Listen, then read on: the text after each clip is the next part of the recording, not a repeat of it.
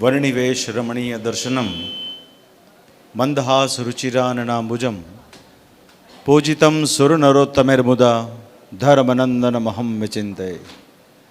સર્વઅવતારે ઉપાસ્યષ્ટદેવ ભગવાન શ્રી સ્વામિનારાયણ.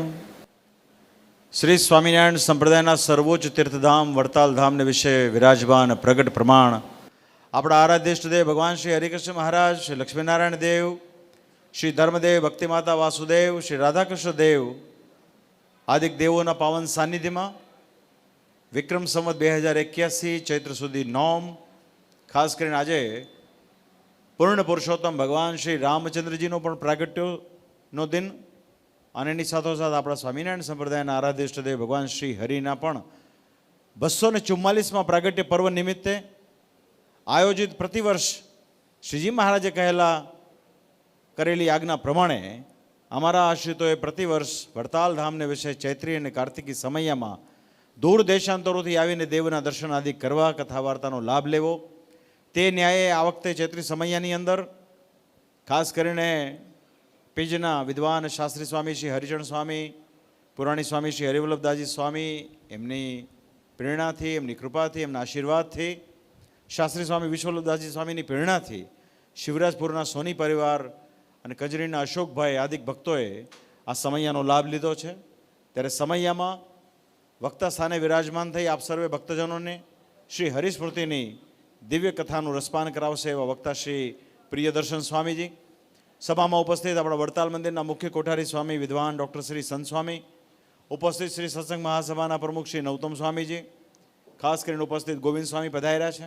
કેમ કે આજે આપણા દેવોનો જે પાટોત્સવનો દિવસ, અભિષેકનો જે દિવસ, એના યજમાન પદે ખૂબ સારો લાભ લીધો છે એવા મેદપુરના, આમ વર્ષોથી જયપુર ખાતે રહે છે એવા શ્રી મનુભાઈ બાપુભાઈ પરિવારના પરમ ભગવદે શ્રી હરિકૃષ્ણભાઈ, એમનો પરિવાર, એની સાથોસાથ મેદપુરના ઘણા બધા ભક્તોની ઉપસ્થિતિ છે. ત્યારે ઉપસ્થિત આપ સર્વે ભાવિક ભક્તજનો, દૂર દેશાંતરોથી પધારેલા સર્વે ભક્તોને અમારા ભાવથી જય સ્વામિનારાયણ. આ 200 વર્ષથી ચાલી આવતી પરંપરા છે. સ્વામિનારાયણ ભગવાને આ સમૈયાનું નિર્માણ કરાવેલું છે. સમૈયો એટલે ભગવાન સ્વામિનારાયણનો સમૈયો, જેમાં દૂર દેશાંતરથી ભક્તજનો ઉપસ્થિત થાય, સંતોના માધ્યમથી કથા વાર્તાનું શ્રવણ કરે, દેવ દર્શનનું શ્રવણ કરે, અન્નકૂટ અભિષેક આદિકનો લાભ લે અને એની સાથોસાથ જે સ્થાનને વિશે મહારાજે અનંત ચરિત્રો કર્યા હોય તે સ્થાનને વિશે રહી ભક્તિથી પૂજા પદ્ધત આ બધું કરી શકાય, એના માટે સમૈયાના આયોજનો હોય છે. બીજા વિશેષ એની પાછળના હેતુ એવા હોય છે શ્રીજી મહારાજના મતે કે અમે સમૈયો એટલા માટે બાંધીએ છીએ જેથી કરીને દૂર દેશાંતરોથી સંતો ભક્તોની સાથે મુલાકાત થાય, મળે અને સંપ્રદાયથી કંઈક વિપરીત વર્તાતું હોય તો જાણ્યામાં આવે, દેખ્યામાં આવે. આ બધી આની પાછળના હેતુઓ રહ્યા છે.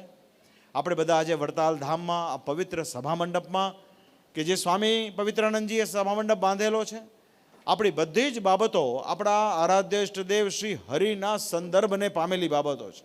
આપણે એટલે બહુ ભાગ્યશાળી છીએ. આ સભામંડપમાં પાછલા અનંત વર્ષોથી અહીંયા કથા વાર્તા દ્વારા મૂળ સ્વામિનારાયણ સંપ્રદાયના ભક્તોનું અતિશય રૂડું આત્યંતિક કલ્યાણ થયું છે. અને આજે આપણે એ જ પરંપરા પ્રમાણે અહીંયા કથા વાર્તાનું શ્રવણ કરી રહ્યા છીએ. આપણા મૂળ શાસ્ત્રોની કથા થાય છે, અહીંયા આપણા ઈષ્ટદેવની મૂળ વાત થાય છે, એનો અમને બહુ વિશેષ આનંદ છે. તો આજે જ્યારે ચૈત્રી સમૈયાનો પ્રારંભ થતો હોય ત્યારે નોમના અભિષેકના જે યજમાનો છે એમને અમારા ખૂબ રૂડા ધન્યવાદ છે. એની સાથોસાથ સમૈયાના જે યજમાન પદે લાભ લીધો છે શ્રી અમિતભાઈ હોય, અશોકભાઈ, એમનો પરિવાર, આમને પણ અમારા ખૂબ રૂડા ધન્યવાદ છે. સમૈયો આપણો પૂર્ણિમા સુધી ચાલશે. એ દરમિયાન ઘણી બધી વખત અમે પણ આ સમૈયાના પ્રસંગમાં હાજરી આપીશું. પણ આજે શરૂઆત છે ત્યારે ખૂબ ખૂબ શુભકામના પાઠવું છું. અહીંયા સંતો ઉપસ્થિત છે. ગોવિંદ સ્વામી કાયમ વડતાલને વિશે થતા કોઈ પણ કાર્યો હોય, મંદિરોના નિર્માણ થતા હોય, એ બધામાં બહુ અગ્રસર હોય છે. અને એમના ગુરુ શાસ્ત્રી સ્વામી કૃષ્ણજીવનદાસજી સ્વામી એક એવો સમાજ ઘડેલો છે કે જે મૂળ સંપ્રદાયની 2 ગાદી અને મૂળ મંદિરો અને એમાં પધરાવેલા દેવો એની કાયમ સેવા મેદપુર સત્સંગ સમાજ દ્વારા થાય છે. એ બદલ અમે ગોવિંદ સ્વામીને ખૂબ ખૂબ ધન્યવાદ આપીએ છીએ.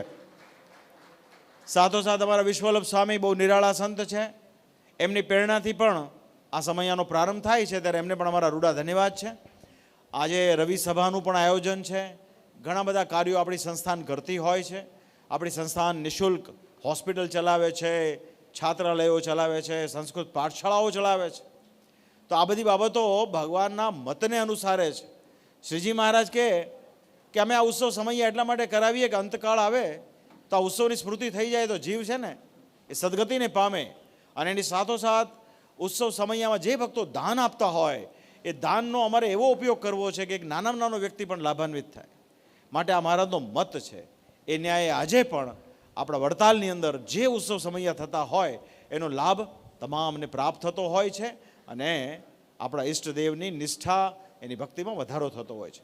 તો શુભકામના પાઠવું છું. પ્રથમ દિવસ છે, ફરીવાર આવવાનું થશે. ઘણા બધા સંતોની ઉપસ્થિતિ છે. નવતમ સ્વામીજી છે, સંત સ્વામી છે, શ્યામ સ્વામી હોય, ગુણસાગર, બધા ઘણા સંતો, કેશવ સ્વામી બધા છે. તો આપ સર્વને ભગવાન ખૂબ બળ આપે સત્સંગનું અને કાયમ તમારા દ્વારા સત્સંગની ખૂબ સારી સારી સેવા હર હંમેશ થતી રહે એવી શ્રી હરિકૃષ્ણ મહારાજના ચરણમાં પ્રાર્થના છે. આજે બહુ હૃદયથી એમના ચરણમાં પ્રાર્થના કરી છે. મહારાજની કરુણા દ્રષ્ટિ કાયમ આપણા સર્વ પર કાયમ રહો એવી એમના ચરણમાં પ્રાર્થના સાથે પુનઃ ઉપસ્થિત તમામ સંતો અને ભક્તોને અમારા ભાવથી જય સ્વામિનારાયણ.